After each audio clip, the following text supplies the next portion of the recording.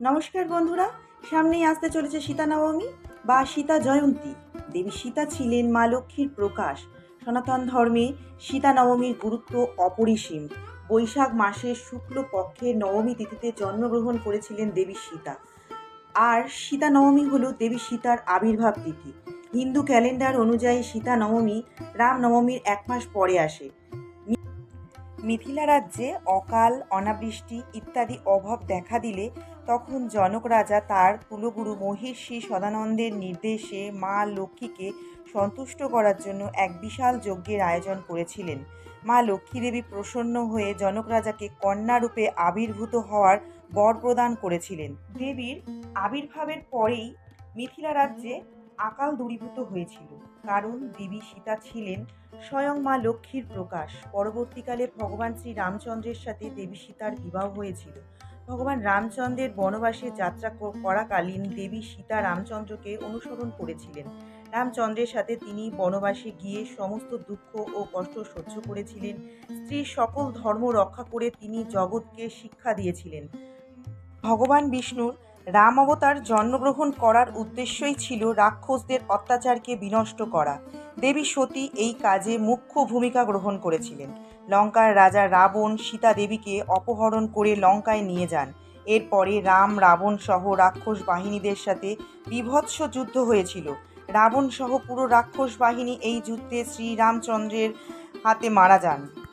লোকসমাজে দেবী সীতার মাহাত্ম্য প্রচারের জন্য ভগবান শ্রী রামচন্দ্র সীতা দেবীর অগ্নি পরীক্ষা নিয়েছিলেন। দেবী সতীকে আদর্শ নারী বলে মনে করা হয়। সীতা দেবী অগ্নি পরীক্ষার সময় স্বয়ং অগ্নিদেব তাকে রক্ষা করেছিলেন এবং বলেছিলেন দেবী সতী অগ্নির মতোই পবিত্র। চলুন বন্ধুরা, এবার আমরা জেনে নেব এবছর অর্থাৎ 2024 সালে সীতা নবমী কবে অনুষ্ঠিত হবে।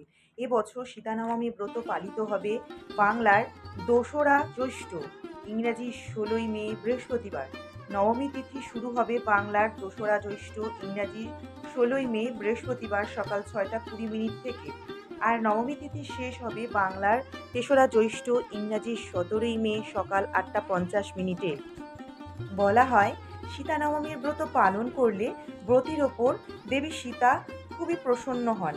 বিবাহিত মহিলারা এই ব্রত পালন করলে সংসারে সুখ সমৃদ্ধি বিরাজ করেন। চলুন বন্ধুরা, এবার আমরা জেনে নেব কিভাবে খুব সহজ সরল নিয়মে বাড়িতে সীতা নবমীর ব্রত পালন করবেন। প্রথমেই সীতা নবমীর ব্রত আগের দিন অর্থাৎ অষ্টমীর দিন আপনারা নিরামিষ খেয়ে সংযম করবেন। সীতা নবমীর দিন খুব ভোরে স্নান সেরে শুদ্ধ ও পরিষ্কার বস্ত্র পরিধান করবেন। এরপর ঠাকুরের মন্দিরটিকে পরিষ্কার করবেন, গঙ্গার জল ছিটিয়ে নেবেন। তারপর ফুল দিয়ে সাজসজ্জা করবেন এবং ধূপকাঠি জ্বালিয়ে দেবেন। যেহেতু এটা সীতা নবমী ব্রত পালন করবেন, তাই শ্রী রামচন্দ্র সহ সীতাদেবীর মূর্তি বা চিত্রপট স্থাপন করবেন। তারপর সেই চিত্রপট বা মূর্তি গঙ্গার জল দিয়ে অভিষেক করাবেন আর সুন্দর করে ফুল দিয়ে সাজিয়ে দেবেন। আপনারা চেষ্টা করবেন সীতা নবমীর দিন সাদা বা গোলাপি রঙের পদ্ম ফুল দিয়ে দেবী সীতাকে পুজো দেওয়ার জন্য। যদি হাতের কাছে পদ্ম ফুল না পান, তাহলে যে কোনো লাল বা হলুদ ফুল পূজা করতে পারবেন। দেবী সীতার খুবই প্রিয় হলো মেটে সিঁদুর। আপনারা এই দিন দেবী সীতাকে মেটে সিঁদুর দেবেন এবং হলুদ তিলক ও দান করবেন। সীতা নবমীর দিনে দেবী সীতার সাথে ভগবান রামচন্দ্রের পূজা করলে বিশেষ ফল লাভ করা যায়।